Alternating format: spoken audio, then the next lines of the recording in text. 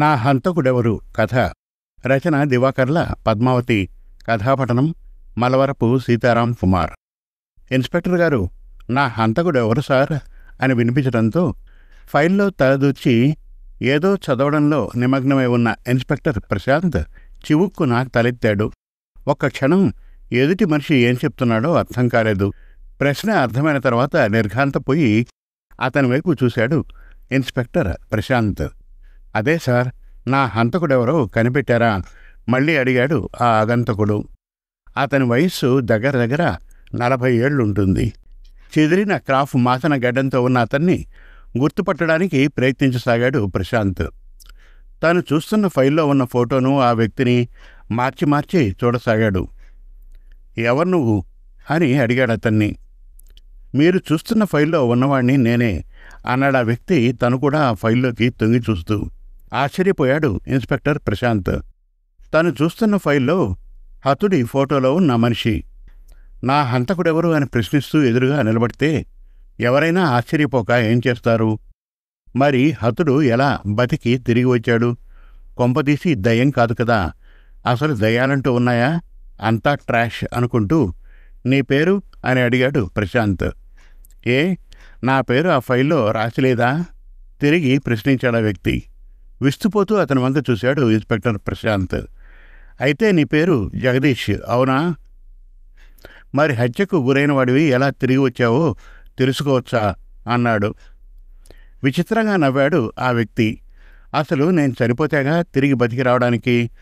అసలు నేను చనిపోయినట్లు, అదే హత్యకు గురైనట్లు ఎందుకు చిత్రీకరించారో, ఎవరు ఆ పని చేశారో తెలుసుకోవాలని ఉంది ఇన్స్పెక్టర్ గారు అన్నాడు ఆ వ్యక్తి ఇన్స్పెక్టర్ ఎదురుగా ఉన్న కుర్చీలో కూర్చుంటూ.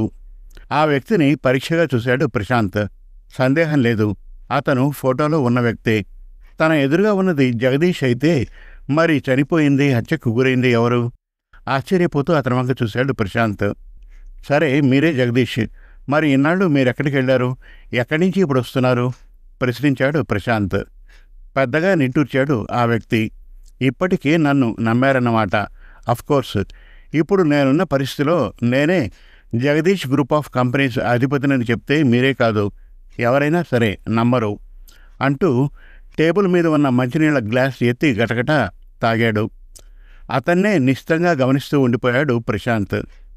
15 రోజుల క్రితం జగదీష్ ప్రయాణిస్తున్న కారు నగరానికి 25 కిలోమీటర్ల దూరంలో ఘాట్ సెక్షన్లో ఘోరమైన ప్రమాదానికి గురైంది. 50 అడుగుల లోయలో పడిపోయి కారంతా నుజ్జవడమే కాకుండా అగ్నికి ఆహుతయింది. మొహం గుర్తించలేని విధంగా కాలిపోయిన ఒంటికున్న దుస్తుల్ని బట్టి ఆ మృతదేహం తన భర్తదే అని అతని భార్య కవిత ధృవీకరించింది. అయితే ఆ తర్వాత పోస్ట్మార్టంలో నమ్మలేని నిజాలు బయటపడ్డాయి. కారు యాక్సిడెంట్కి గురవడానికి 2-3 గంటల ముందే అతను హత్యకు గురైనట్లు తెలిసింది. అంటే అతను ఎవరో తల మీద బరువైన సుత్తిలాంటి ఏదో వస్తువుతో మోదీ హత్య చేసి ఆ తర్వాత రోడ్డు ప్రమాదంగా చిత్రీకరించారని అర్థమైంది ప్రశాంత్కి. ఇంకా ఆ విషయం బయటకు పొక్కకుండా జాగ్రత్త పడ్డాడు ఇన్స్పెక్టర్ ప్రశాంత్. ఆ సందర్భంగా జగదీష్ భార్య కవితను, అతని స్నేహితుల్ని, బంధువులను, అతని ఆఫీసులో ఉద్యోగులను విచారించాడు. అన్ని కోణాల్లోంచి విశ్లేషించి హంతకులు ఎవరై ఉంటారా అని ఆలోచిస్తున్న ఇన్స్పెక్టర్ ప్రశాంత్ ఎదురుగా ఇప్పుడు హతుడిగా భావిస్తున్న జగదీష్ కూర్చుని ఉన్నాడు. సారీ జగదీష్ గారు, ఇప్పుడు చెప్పండి, ఇన్నాళ్ళు మీరేమయ్యారు, ఎక్కడున్నారు అని అడిగాడు ప్రశాంత్ ముందుకు వంగి. నెమ్మదిగా జరిగింది చెప్పడం ప్రారంభించాడు జగదీష్. 15 రోజుల క్రితం రాత్రి వేళ తన ఫ్యాక్టరీలో అక్రమాలు జరుగుతున్నాయని, వస్తువులు కల్తీ అవుతున్నాయని ఫోన్ వచ్చింది. ఆ ఫోన్ చేసిన వ్యక్తి తన వివరాలు తెలపలేదు. అతను చెప్పిన స్థలానికి వెళ్ళి కారు దిగాడో లేదో ఎవరో అతనిపై వెనక నుండి దాడి చేశారు. తీవ్రంగా గాయపడి స్పృహ కోల్పోయి ఉన్న అతన్ని కాళ్ళు చేతులు కట్టేసి గోనె సంచిలో కుక్కి దూరంగా ఉన్న నదిలో పారవేశారు. అదృష్టవశాత్తు కొద్ది దూరంలో ఉన్న పల్లెజనం అతన్ని రక్షించారు. స్పృహ వచ్చి కోరుకోవడానికి 10 రోజులు పైనే పట్టింది. అతని జేబులో ఉన్న పర్సు, చేతికున్న ఉంగరాలు, దొండగులు తీసేయడంతో అతనెవరైంది ఆ పల్లెలో ఎవరికీ తెలీదు. తెలివి వచ్చిన తర్వాత టీవీలో వార్తలు చూసి జరిగింది తెలుసుకున్నాడు. తనపై దాడి జరపడం, ఆ పైన తను కారు ప్రమాదంలో చనిపోయినట్లు వార్తలు రావడంతో ఇందులో ఏదో రహస్యం దాగి ఉందని అతనికి అనిపించి సరాసరి పోలీస్ స్టేషన్కే వచ్చాడు. జరిగిన సంఘటనలు ప్రశాంత్కి వివరించి చెప్పాడు జగదీష్. కేసు కొత్త మలుపు తిరిగిందని గ్రహించాడు ప్రశాంత్.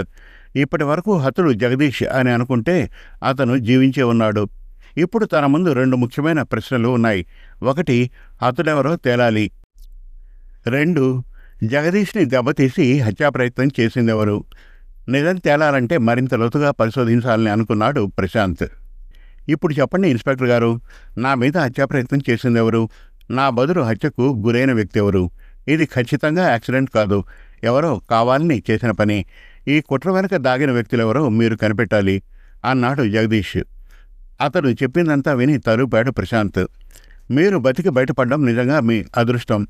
మీ మీద హత్యాప్రయత్నం చేసిన వాళ్ళని కనుక్కోవడమే కాకుండా ఒక అమాయకుడిని హత్య చేసిందెవరో కూడా తేల్చాలి. మీకు శత్రువులు ఎవరైనా ఉన్నారా? మీరంటే కిట్టని వాళ్ళు.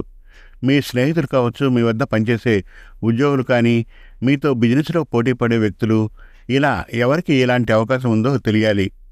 ముందుగా మిమ్మల్ని హత్య చేస్తే ఎవరికి లాభిస్తుందో అన్న కోణంలో కూడా ఆలోచించాలి. ఇంకేమైనా వివరాలు చెప్పగలరా? ప్రశ్నించాడు ఇన్స్పెక్టర్ ప్రశాంత్. 2 నిమిషాల పాటు ఆలోచించాడు జగదీష్. నాకు పెద్దగా శత్రువులెవరూ లేరు. కొన్ని చిన్న చిన్న తగాదాలే ఉన్నప్పటికీ హత్య చేసేంత కక్ష ఎవరికి ఉంటుందనుకోను. అయితే 6 నెలల క్రితం శరత్ అనే మా ఆఫీసులో పనిచేసే అతన్ని ఉద్యోగం నుంచి తొలగించాను. తన తప్పేమీ లేదని, ఇంట్లో తనపై ఎన్నో బాధ్యతలున్నాయని అతనెంత ప్రాధేయపడ్డా వినిపించుకోలేదు నేను. తన నిర్దోషిత్వాన్ని నిరూపించుకోవడానికి ఒక్క అవకాశం ఇమ్మని అడిగాడు. కానీ నేను వినలేదు. అతను వెళ్ళిపోయాక మనసులో ఎంతో బాధపడ్డాను. అతని తప్పేమీ లేదని తర్వాత తెలిసింది. కానీ అప్పటికే అతను ఎక్కడికో వెళ్ళిపోయాడు. అయినా అతను నన్ను హత్య చేయడానికి పూనుకుంటాడని అనుకోను చెప్పాడు జగదీష్. అతను చెప్పిందంతా జాగ్రత్తగా విన్నాడు ప్రశాంత్. అతని మీద ఎలాంటి ఆరోపణ వచ్చింది? ఎవరు ఆ ఆరోపణలు తెచ్చారు అడిగాడు. అతనిపై ఆరోపణలు తెచ్చినవాడు మా మేనేజర్, నా స్నేహితుడు అయిన శశిధర్. ఆఫీస్ డబ్బులు దొంగతనం చేశాడని, ఫ్యాక్టరీ నుంచి దొంగతనంగా సరుకులు బయటకు తరలించాడని నాకు చాలా సన్నిహితుడైన శశిధర్ ఆరోపణలు చేసి రుజువు చేయడంతో శరత్ని ఉద్యోగం నుండి తొలగించాను అన్నాడు. శశిధర్ ఎలాంటి వ్యక్తి? తిరిగి ప్రశ్నించాడు ప్రశాంత్. అతను నా చిన్ననాటి స్నేహితుడు. నాకు అన్ని వ్యవహారాల్లో సహకరించేవాడు. మా ఇంటికి తరచూ వచ్చేవాడు చెప్పాడు. మరి మీ భార్య కవిత? అడిగాడు ప్రశాంత్. చెప్పాలా వద్దా అని కొద్దిసేపు ఆలోచించి చివరకు చెప్పాలని నిశ్చయించి పెదవి విప్పాడు జగదీష్. నా భార్య కవిత కూడా నా చిన్ననాటి స్నేహితురాలే. మాది ప్రేమ వివాహం. అయితే 1 ఏడాదైంది మా ఇద్దరి మధ్య విభేదాలు తలెత్తి విడాకులు తీసుకునేదాకా వచ్చి మధ్యవర్తుల వల్ల రాజీ కుదిరింది. శశిధర్ మా ఇద్దరికి నచ్చజెప్పడం వల్ల రాజీ పడ్డాం చెప్పాడు. సాలోచనగా తల పంకించాడు ప్రశాంత్. శరత్ ఫోటో దొరుకుతుందా? అతని వివరాలు కావాలి తలూపాడు జగదీష్. మా ఆఫీసులో ఫైల్లో అతని ఫోటోలు వివరాలు ఉంటాయి అన్నాడు. సరే, మీరెవరికీ కనపడకుండా ఉండండి. మీ హంతకుణ్ణి అని నవ్వి, సారీ, అదే మీ మీద హత్యాప్రయత్నం చేసిన వాడిని త్వరలో పట్టుకుంటాను అని అతనికి హామీ ఇచ్చాడు ఇన్స్పెక్టర్ ప్రశాంత్. శాస్త్రీనగర్లో ఉన్న జగదీష్ ఇండస్ట్రీస్ ఆఫీసులోకి ప్రవేశించి శశిధర్ని కలుసుకోవడానికి వెళ్ళేసరికి అతను చాలా బిజీగా ఉన్నాడు. జగదీష్ చనిపోయిన తర్వాత అతని భార్య కవిత కంపెనీ బాధ్యతలన్నీ నాకు అప్పగించింది. అన్ని విషయాలు నేనే చూసుకోవలసి వస్తోంది నవ్వుతూ చెప్పి ప్రశాంత్ని ఆహ్వానించాడు శశిధర్. తాను వచ్చిన పని చెప్పాడు ప్రశాంత్. అసిస్టెంట్ రంగారావుని పిలిచి శరత్కి సంబంధించిన ఫైల్ తెమ్మని చెప్పాడు. 15 గంటల తర్వాత అతను వచ్చి ఫైల్ కనిపించలేదని చెప్పాడు. ముందే ఆ విషయం ఊహించిన ఇన్స్పెక్టర్ ప్రశాంత్ శరత్కి సంబంధించిన వివరాలు కొన్ని సేకరించాడు. మరికొంతమంది ఉద్యోగుల్ని కలుసుకుని మరిన్ని వివరాలు సేకరించాడు. వాచ్మ్యాన్ రాఘవుల్ని ప్రశ్నించడంతో కొత్త విశేషాలు తెలిసాయి.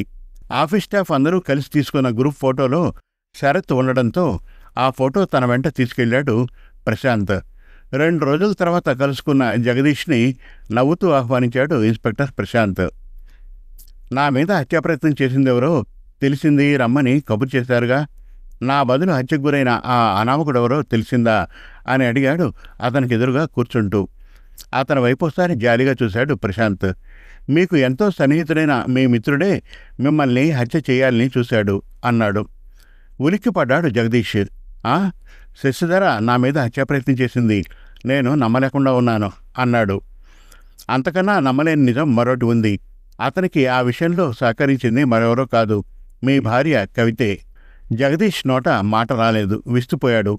మీ ఫ్యాక్టరీలో అక్రమాలు జరుగుతున్నాయని ఫోన్ వస్తే మీరు వెళ్ళారు. అది తెలిసి ఎక్కడ తన బండారం బయటపడుతుందోనని మిమ్మల్ని హత్య చేయడానికి కిరాయి రౌడీల్ని పురమాయించాడు.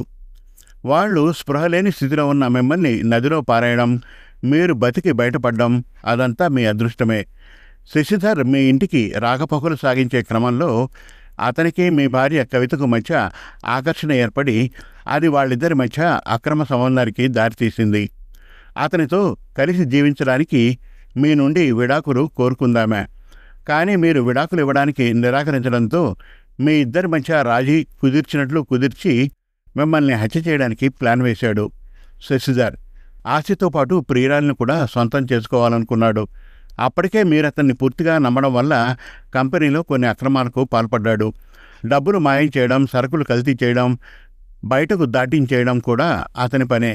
కొంతమంది ఉద్యోగస్తుల్ని తన వైపుకు తిప్పుకున్నాడు. తనకు సహకరించని శరత్ లాంటి వాళ్ల మీద తప్పుడు ఆరోపణలు చేసి ఉద్యోగం నుండి ఉద్వాసన చేయించేవాడు. చివరికి మీ అడ్డు తొలగించుకోవాలని నిర్ణయించి హత్యాప్రయత్నం చేశాడు. అదే రాత్రి మీ ఇంటికి వెళ్ళాడు శశిధర్. తన ప్రయత్నం ఫలించిందని, మీ అడ్డు శాశ్వతంగా తొలగిపోయిందని, ఇద్దరూ ఇక ఏ అభ్యంతరం లేకుండా త్వరలో పెళ్లి చేసుకోవచ్చని కవితకు చెప్పాడు అంటూ ఆగి జగదీష్ వైపు చూశాడు. ఆసక్తిగా వింటున్నాడు అతను. మరి హత్యకు ఊరైన అనామకుడెవరు? దీర్ఘంగా నిట్టూర్చాడు ఇన్స్పెక్టర్ ప్రశాంత్. అదే చెప్పబోతున్నాను. ఉద్యోగం పోయిన తర్వాత ఎన్నో సమస్యలు ఎదుర్కొన్నాడు పాపం శరత్. తన నిర్దోషిత్వాన్ని నిరూపించుకోవాలని నిశ్చయించుకొని శశిధర్ చీకటి పనులన్నిటి మీద నిఘా పెట్టి మీకు ఫోన్ చేసి చెప్పాడు. అయితే మీ మీద హత్యాప్రయత్నం జరిగినట్లు అతనికి బహుశా తెలీదు. శశిధర్ని అనుసరిస్తూ మీ ఇంటికి వెళ్ళిన శరత్ వాళ్ల మాటలు వినడమే కాక ఇద్దరూ సన్నిహితంగా ఉన్నప్పుడు తన సెల్లో రికార్డ్ చేశాడు. మీరే హత్యాప్రయత్నం నుండి తప్పించుకొని వచ్చారని చీకట్లో భ్రమపడ్డారు ఇద్దరు. చేతిలో దొరికిన సుత్తితో తల మీద కొట్టి గాయపరిచాడు శశిధర్. ఇద్దరూ కలిసి కారులో శరత్ మృతదేహాన్ని తీసుకెళ్లి లోయలోకి తోసేసి చేతులు దులుపుకున్నారు. యాక్సిడెంట్గా నిరూపించి మీ ఆస్తితో పాటు 50 కోట్ల ఇన్సూరెన్స్ డబ్బులు కూడా కొట్టేయాలని ప్లాన్ చేశారు. కానీ వాళ్ల ప్లాన్ ఫలించలేదు. అడ్డంగా దొరికిపోయారు. ఆఫీసులో శరత్కి సంబంధించిన ఫైల్ మాయమైంది. కానీ వాచ్మ్యాన్ రాఘవుల దగ్గర నుండి అతని వివరాలు, ఫోటో సేకరించాను. హత్యా ప్రదేశంలో దూరంగా పడిపోయిన ఫోన్ మళ్లీ వెతగ్గా దొరికింది. మీ వెనక నడిచిన మొత్తం కథంతా తెలిసింది. హత్యకు కారణమైన శశిధర్, కవితలను మా పద్ధతిలో విచారించేసరికి నేరం ఒప్పుకున్నారు. పాపం శరత్ అనవసరంగా ప్రాణం కోల్పోయాడు అని ముగించాడు.